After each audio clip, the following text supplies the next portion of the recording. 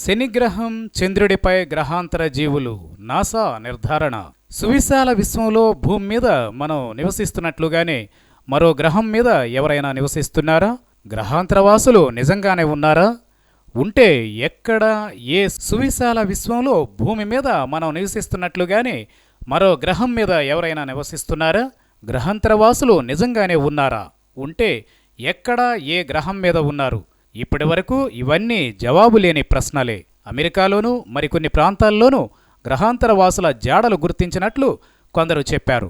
Amazon అటవీ ప్రాంతంలోనైతే ఏకంగా నరమాంస భక్షకులైన గ్రహాంతర జీవులు సంచరించినట్లు కొందరు ప్రచారం చేశారు. పసిఫిక్ మహాసముద్రం అడుగున గ్రహాంతర జీవులు స్థావరం ఏర్పాటు చేసుకుని భూమి మీద దాడి చేయడానికి సన్నాహాలు చేస్తున్నాయన్న వదంతులు కూడా వ్యాపించాయి.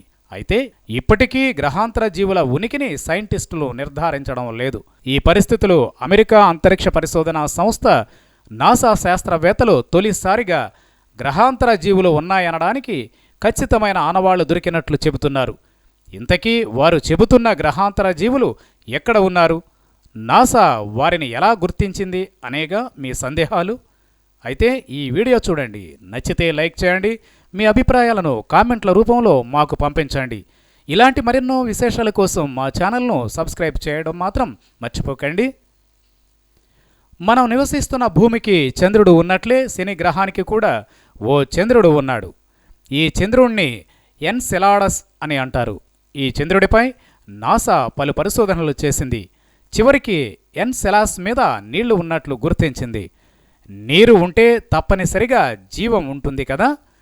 దీనిని బట్టే ఆ గ్రహం మీద జీవరాశి ఉండే అవకాశం 100% ఉందని నాసా నమ్మకంగా చెబుతోంది.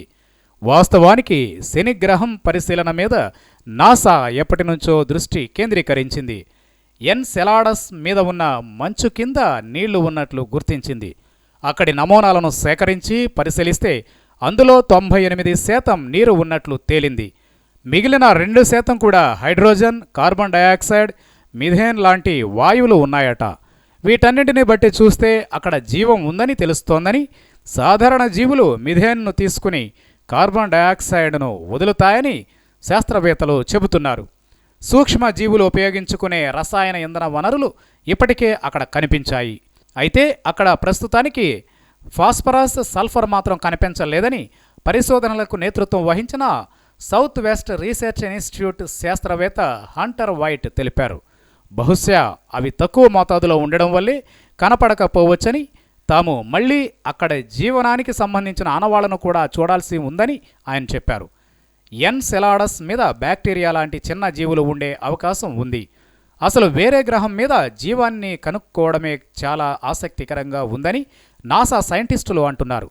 భూమి మీద జీవానికి కావలసినవన్నీ ఎలా ఉన్నాయో శనిగ్రహపు చంద్రుడి మీద కూడా అచ్చం అలాగే ఉన్నాయని నాసా సైంటిస్ట్ లిండా స్పిల్కర్ వివరించారు. వాస్తవానికి మన చంద్రుడితో పోలిస్తే ఎన్సెలాడస్ పరిమాణంలో చాలా చిన్నది. చంద్రుడిలో సుమారు 15% పరిమాణంలో మాత్రమే ఉంటుంది. అంత చిన్న చంద్రుడి మీద జీవానికి కావలసిన రసాయన ఇంధనం ఉందన్న నిర్ధారణ భూగ్రహానికి వెలుపల జీవం మీద జరుగుతున్న పరిశోధనలో పెద్ద మైలురాయిగా లిండా చెప్పారు.